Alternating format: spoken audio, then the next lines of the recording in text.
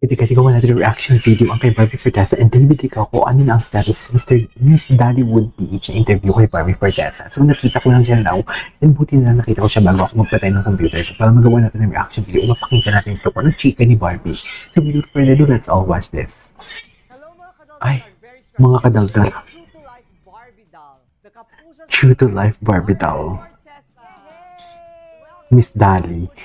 Maganda to mag-interview eh. Two dolls. Two dolls nga, oo nga. Ay, ganda naman ni Barbie. Yes, and thank you for accommodating. And syempre, thank you kay Jojo. Yes! Kay Sir Jojo. And Miss Irene for making this possible. And congrats on your new show, no? Nag-premiere na sa video. True. Nanood na ba kayo? Ang Velma Beauty. Para yan sa ating mga minamaliit. Mga kinukutsa. Anyways. Ay, may ads pa talaga si Miss Dolly. Sorry. May ads pa, may ads. Okay. And of course, the GMA7, yung Beauty Empire. So, usapang beauty tayo. Ito na. Vanity is the favorite. Si for sure, itatanong dito about kay David, diba? May tatanong talaga to. Bilang artista, no? Maging vanidosa. Ayoko naman Validosa. lang sa mga kababaihan ang vanity. I feel like it's also men's favorite sin. Ayaw lang nilang sabihin. Ay. Ayaw lang nilang aminin. Minsan mas vain pa sila sa mga True. Exactly. Bakit sila sabihin, naku, bading ata yun. Kasi parang mas vanidosa may pa sa ganun lang atin. angle. Not that it's bad naman po. Pero how vain am I? Siguro po dahil lang parte siya ng trabaho ko. Pero hindi naman to the point na pag lumalabas po kasi ako kunyari. Hindi nga siya vain eh. Kasi yung ugali niya, bakla eh. Ako masyadong De-glamorize. hindi ho talaga. Pati ho yung pananamit ko, naka-pantalon lang po ako, t-shirt lang. Nakapantalon lang siya. Kung na kada dumadaan sa salamin, talagang titingin na GGSS. Diba yung gandang-ganda sa sarili? Ay. Actually, Grabe. there's something po Grabe sa naman akin yun. na normal na araw. Hindi ko alam if it's psychological. Ayokong tumingin sa salamin. Pag Kasi nagsawa parang, ka na, kasi you're always... Oh. yes, I'm always in front of a mirror, getting glammed up, or I'm always in front of a camera. So, pag personal time ko, ayoko nang tumingin sa salamin. Kasi a Beauty Empire, no, yung new show mo. Are you open to cosmetic surgery? Not that you need it, no, pero what's your take on cosmetic surgery? Cosmetic surgery, I think, is an investment.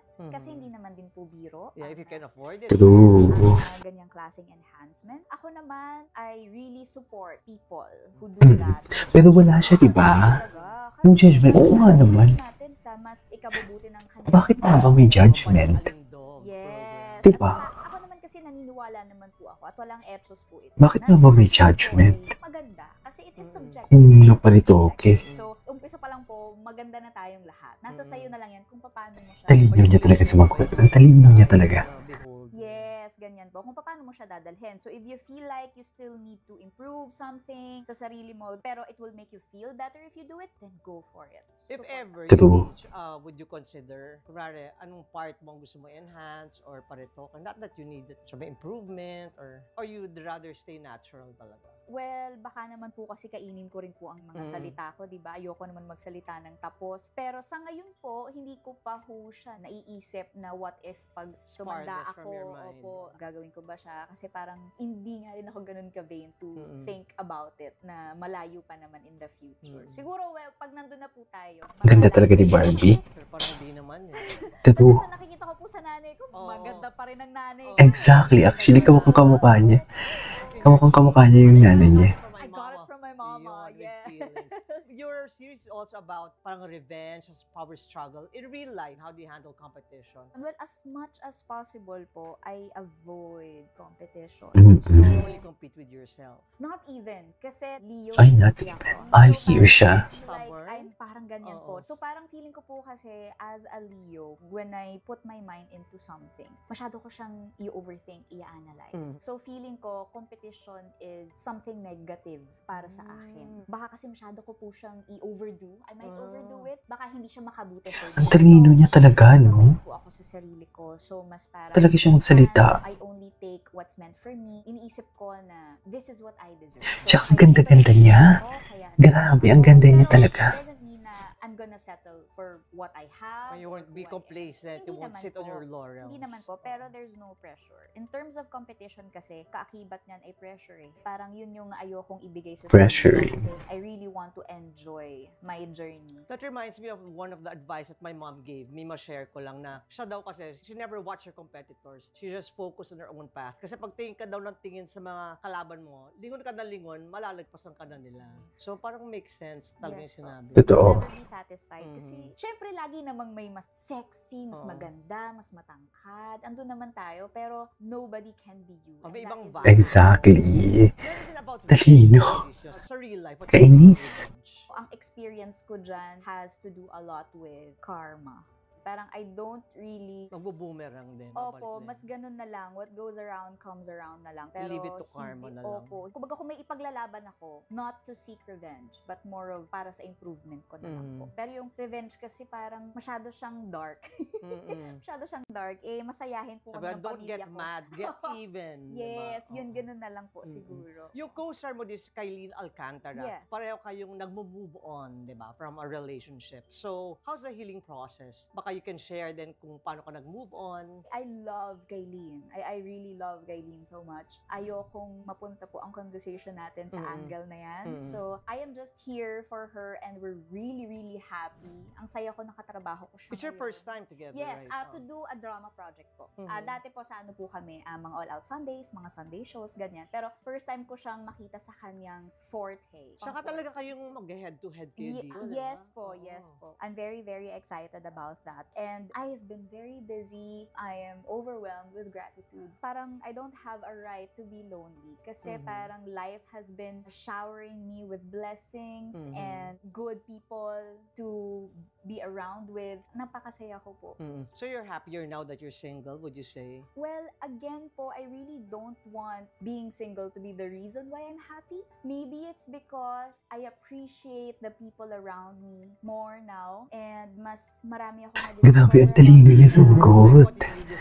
Grabe. This era of your Kalain yung life. kaya kong tumakbo ng 16K, oh, Miss Talaga? Dolly. Oh. Yeah, 16K? Grabe. Diba? So you're going for more.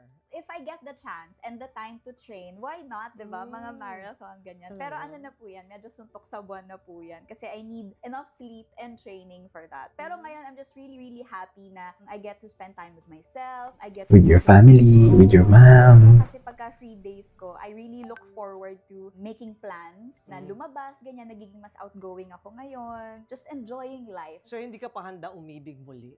Ang lalim ng tanong, parang ano, parang pang teledrama, Oh, teleserye. yes. Well, you don't plan naman those things. Yes, we don't po. We don't plan those things. Pero, maybe now, I realize it's not about being ready to be in love or to fall in love again. It's really fully loving yourself first. Kasi, feeling ko naman, pag nasa tamang posisyon ka na sa buhay, the right person will attract. Parang Exactly. Ang talino niya. Grabe. Sobrang talino niya. Yes, I'm not pushing myself to be ready. I'm really just enjoying. Pero I'm sure ang dami nakaabang dyan. Ay, true. Grabe naman yung Mga 36.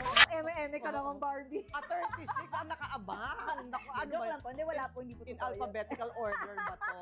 Or chronological order? Or according to height? Oo. Mapunta tayo sa friendship mo with David Licauco. So how special is it na Ito na, ito na. different from Ito na. your male actors or even yung Ito wala na. sa male friends mo? Friendship with David is definitely different kasi sa trabaho Friendship with David is definitely different. Doon pa lang eh. So yun pa lang sets him apart from all my other friends like si Derek, si Christopher, si mga twins po. Kasi hindi naman kami nagsusweet-sweetan, diba? So with David, merong conscious effort. Kasi Conscious effort. maging sweet sa isa't isa, ganyan. So siguro yung level of care, I would say, iba. Kasi True. mas parang, I feel like the way he cares for me and the way I care for him is more delicate. He's also More single. delicate. Nagkataon naman, nasabay kayong single. Ayan. Hindi nyo naman plinano yun. Ayan. Depends lang. Hindi naman. Oo. Yun siguro po, yung level of care and yung... Hindi naman pala plinano. Hindi naman talaga. Bukod po doon, I think David is really good person to be around with, and he's really good with advices. So, Ay, taray. or pinalo mo ba yung advice niya? Taray. Different thing, di ba? To Madaling ask advice, for pero it yung and to really do o, it. gagawa ko ba yun? Susunod ko ba? Like, may advice ba si David Ano? healing a broken heart, moving on? Ano ba? Siguro payaman ka muna. Sobrang yaman. As a businessman. Sino mas mayaman sa inyo? Oo, ganyan. So, Mabibili ano pa na ba? yung love na yan later on, payaman muna tayo. Actually, more than love advice, ang mga nakukuha ko talaga sa kanya, advice about starting a business. He really wants me He really to, has business acumen. yes, explore na mag-business. Mas yun talaga siya. So talagang friendship, walang mali siya at all. Wala po. Oo. But we really do care for each other. It's done. Yeah, and it shows. Mabalik tayo sa beauty empire. Sige No? po. What are your beauty rituals? Meron bang parang kakaiba yung naghuhugas ka ba ng tea? May mga ganun di ba? Yung not the usual beauty regimen. Is there any you can share? Well, nothing unusual, pero I do everything religiously. Like, I see to it na kahit gaano pong kapagod sa taping, hindi ako matutulog ng may makeup. Kasi, tapos, meron akong ginagamit na yung gamit sa mukha po. Ay, gusto ko eh. Ako din. Para di puff, di umano. Tsaka, Ako naghihilamot ako na may ice. Ano to, homemade? Maganda yun. Hindi po, ano po siya, para siyang metal na Yung ganun. Pwedeng ilagay sa ref pag lumamig. Para hindi siya yellow. Kasi ang yellow po, tumutulo eh. Oo. Ako yellow talagang ginagamit ko. Yes po. Pero hindi ko sure kung nakakatulong talaga siya sa akin to depuff. Pero ang napansin Placebo ko sa effect. kanya, yan. Mas maganda po yung lapat ng makeup pag ganun. Kita naman. And what are your beauty icons, style icons? Definitely Taylor Swift. Mm. Taylor Swift, and I also look up to Anne Hathaway, Zendaya, Mga ganyan. classic. Hindi ko sila ka-body type, pero ليبتون ايس تي طعم الشاي والخوخ اللذيذ Talaga. Fans pa talaga si Miss Dali. Wait. जरा सोच तुझे अगर हर महीने Mukha pa ng retirement odds. के बाद 4 लाख रुपीस मिलेंगे तो कैसा लगेगा Wait Ano for na it. naman yan? bahala na. Okay. Nasa pagdadala yan. Oh yes, opo, ayan. And then, beauty icon. I'm sure marami namang may beauty icons sa'yo. Thank you po. See, hindi ko alam. Wala pala akong beauty. See, so baka hindi nga po ako vain talaga. Oo, now, talagang Na hindi mapatunayan masyadong natin. po ang beauty sa Oo. akin. And what are you learning from your character, Noreen, no? Dito sa Beauty Empire. Anong take-away mo sa character? Ayan yan. Take away. Yeah, your learnings from her. Ang pinakadelikado sa lahat ay yung underdog. You'll never know. Bigla nang umano. Exactly. Tell us about your other project, horror naman, di ba? Thank P- you so much P77. for sharing about it. Hey, you're Thank you po. everywhere. Talagang era mo ngayon. True. Maraming salamat po. Yes, I do have upcoming alternative narrative horror film by GMA Pictures. Ay, P77. Luna, Wait lang, napanood na natin yan. alam ng lugar na to. Okay. Narrative horror. Yun po What does ang it mean, tawag. mga kakaiba? It means it is a mind-bending Uy, manood kayo ah. Attacks your mind. It plays with reality. Mind Parang Oo. ganyan. If we can mention that po. yes, Yes yes. po, exactly that. It's really more about your reality, which makes it more scary, diba? Real life horror, kumbaga. And we will also dive into mga personal life struggles. Ganda talaga ng poster and that's nila. where he will begin Sobrang the ganda ng real life poster. horror. Saan ka mas nahirapan, Barbie? This horror or this Beauty Empire? Sa role? Ayan. They are both equally challenging. With my horror film P77, it's challenging because it's a totally new genre Genre. for me. It's one of my favorite genres. As a moviegoer, yun din po ang gusto kong panoorin. Mga ganyang klaseng horror. Yung mag-iisip ka ho talaga. Hindi na True. puro jump scare.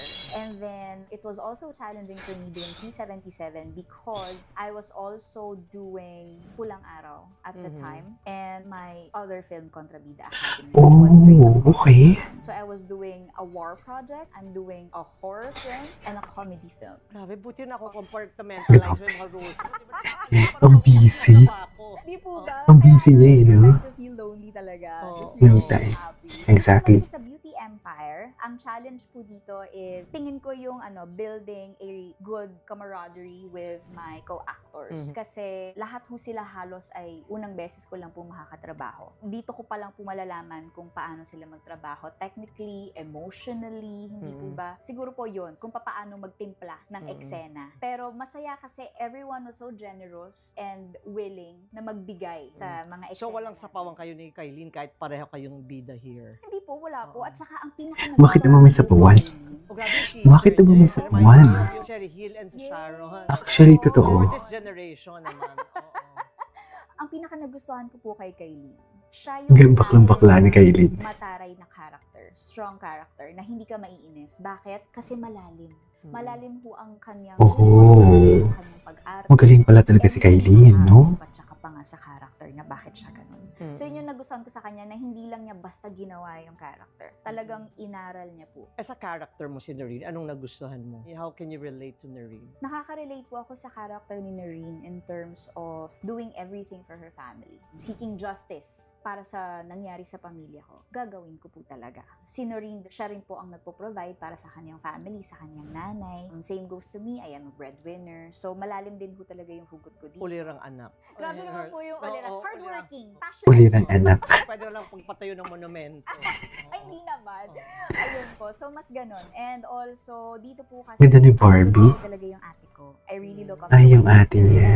Sa totoong buhay, siya rin po talaga ang aking real life hero. Oh. I would Real say. life hero. Parang art imitates life. Yes. Dito. Opo. Bukod dun sa murder mystery. Oo. So kung gagawin ka namang Barbie dad, kasi di ba may sporty Barbie, party Ayan. Barbie, anong tawag? Barbie? I think tired Barbie. Tired Barbie. Yan ang itsura. Yan ang Tired itsura. Barbie. Pero maganda Okay. di ba? Kasi yung Barbie parang hindi makatotohanan, di ba? Sobrang talagang ayos na ayos. Di ba? Para ano naman? Ano ba? real Ano na talk. lang? Happy Barbie. Oo, happy. Ayan. Happy Barbie. Happy Barbie. Happy to be tired. Oo. Too happy to be tired. Happily tired. Indeed. Ganun na po. Happy Barbie. Oo. And last question, in line with Beauty Empire pa rin, when you look at yourself in the mirror, what do you usually say to yourself these days? I'm so proud of you. Same here. Of course, of Parang, I'm course. so proud of you, or parang, Keep slaying, girl. sabi ko na kaya mo eh. Mm, Ganyan. Kasi true. there are times, especially po, pag alam ko na it's gonna be a hectic week, parang lagi akong, Iniisip mo palang pagod ka oo, na. parang True. ganyan ko. And then, after kong ma-survive lahat yung buong linggong yun, sabihin ko, di ba, kaya mo naman. Di ba, ang galing mo. Oh my God, gagayahin ko nga yan para at least, Invite everyone. Ito pagod ako eh. Alam mo yun? Again, I am so thankful to be here. Thank you so much. Okay, I think tapos na to. There you go guys. That's all for today's video with Miss Dollywood PH. Gagayahin ko yung sabi ni Barbie.